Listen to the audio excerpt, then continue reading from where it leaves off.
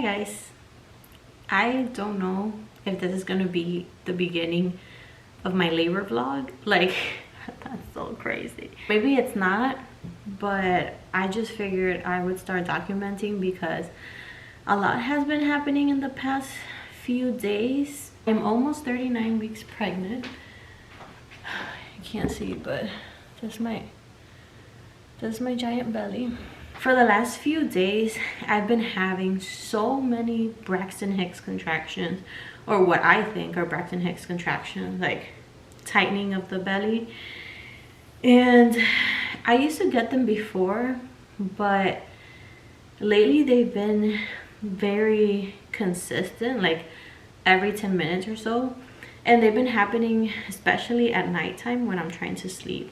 So that's been happening for the past 2 nights. Last night they were a little more intense than the night before, but the thing is, like, I'm thinking, oh my god, I'm going into labor, this is the beginning of it, I'm getting excited. The thing is that when I wake up in the morning, they kind of fizzle out. They don't go away completely. I still have Braxton Hicks during the day, but they're not as consistent. Last night I woke up every single hour just like uncomfortable and in pain, and also because I have to pee every single hour. Pregnancy things. There's a lot of information about prodromal labor, or like early labor, and pretty much my body is getting ready for labor, but it's not exactly labor yet. It's just kind of annoying because I know that for some women labor just starts, and like for me, apparently this phase can last like 2 or 3 days or even more. But yeah, my body's gearing up. Now, I want to mention some things I've been doing, not necessarily to induce labor, because none of these things induce labor, but they help with softening the cervix and like dilation, and with a better birth, like an easier or faster labor. So let me show you what I've been doing to help myself out. I started drinking raspberry leaf tea at, I think it was during week 37. I'm drinking this brand. It's from Target, or at least that's where I found it. This one says eases menstrual cramps and supports a healthy pregnancy. Based on the things I read, raspberry leaf tea is supposed to help with bleeding after birth, and also with like a faster labor. It helps things progress. So we'll see. It kind of, I don't know if it's because of the tea, but it kind of causes Braxton Hicks. And I mean, that's what I read. I don't know, but I've been drinking it. Some women say to drink like 3 cups a day. I've been drinking 1 to 2. Can't really drink 3, but I was just drinking it right now.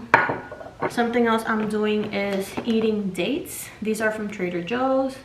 It says one study of more than 200 pregnant women in 2013 showed that eating dates can help with the softening of the cervix, or cervical ripening for labor. There's some evidence that shows eating dates may help shorten labor, but it won't necessarily kickstart it. So it's not like it's gonna induce labor, but apparently it helps. And at this point, like, if it doesn't hurt, you know, it's also good fiber.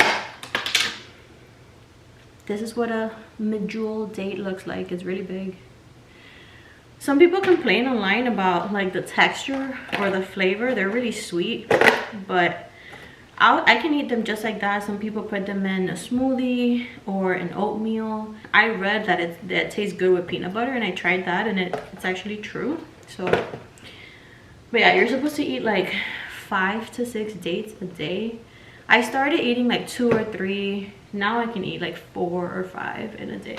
I'm just laughing because like, it's not like I'm trying to induce my own labor, but I'm trying to do everything I can to like help my body.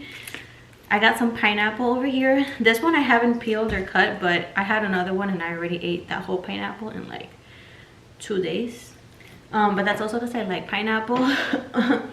Pineapple is supposed to help with labor as well. So yeah, I've been doing all those things. And oh, last night I had some spicy food. I've been having spicy food for the last 2 nights, so maybe all of that is helping, you know, like trigger something in my body, and we'll just see what happens. But yeah, so I'm like a week away from my due date. So we'll see. This is something else I'm doing. Bouncing on my exercise ball. Why am I breathing so hard? I feel like anytime I vlog, I breathe so hard because I'm like trying to talk and breathe at the same time. My husband makes fun of me because he says that I don't take a breath in between sentences, and maybe he's right. There's so many exercises you can do on the exercise ball, but I've been looking online, and some of the exercises are like pelvic tilt, like this, pretty much just to get the baby into position. So I've been doing that every single day. I don't know, I feel like something is happening. These pelvic tilts or circles or whatever they're called also feel great for my hips. This is not the most flattering angle, but it's fine. I'm just so ready to meet baby girl, and I feel like 39 weeks or, you know, close to that is a great time to deliver. Thinking that I could go one more week being this uncomfortable is not fun. I haven't been sleeping, like I said. I wake up every single hour, but I've been taking naps during the day just in case I go into labor. I don't want to be completely exhausted, so naps are great. One of the reasons I want to document this whole process is because, one, I like to share with you guys.